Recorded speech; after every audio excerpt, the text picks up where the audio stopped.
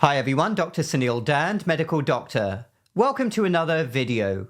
I'm going to share with you in this video a couple of weird techniques that I use to resist temptations when they're put in front of me. There may be many weird things about me actually, but these are two weird things that I'm going to share with you. Of course, we're all human.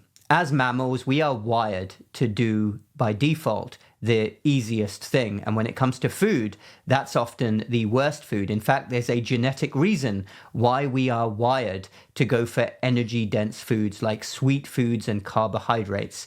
And that is because back in the day when we were cavemen, we had no idea where our next meal was coming from. So we would want to go for those energy-dense foods, and we still have the same wiring in our heads. The problem is that these temptations are now all around us.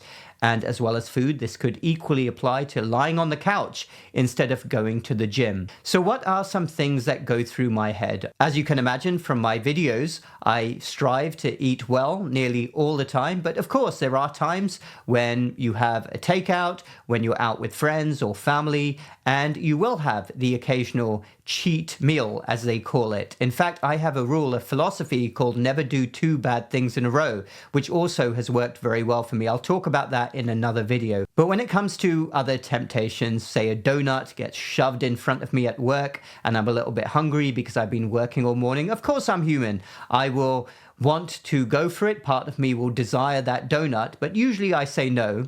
And I think of two things. Two figures go through my mind, and this is my technique for saying no to that temptation. The first thing that goes through my mind is I imagine that Big Pharma CEO in his swanky 50th floor corporate office. I'm assuming it's a he.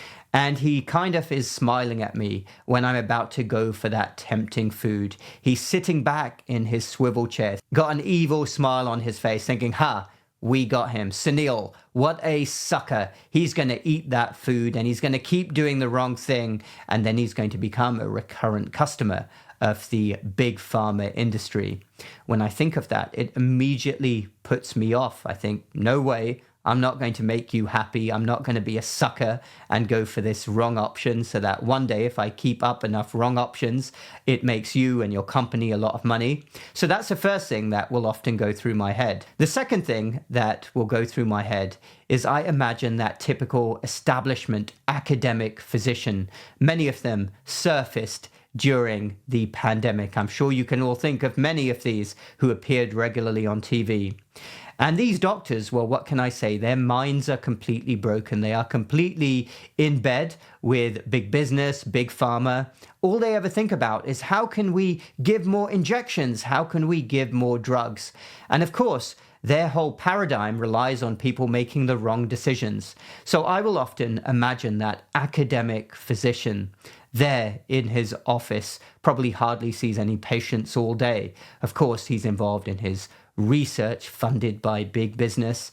And I think of that physician and think, oh my goodness, what a horrible representation of the Hippocratic Oath right there.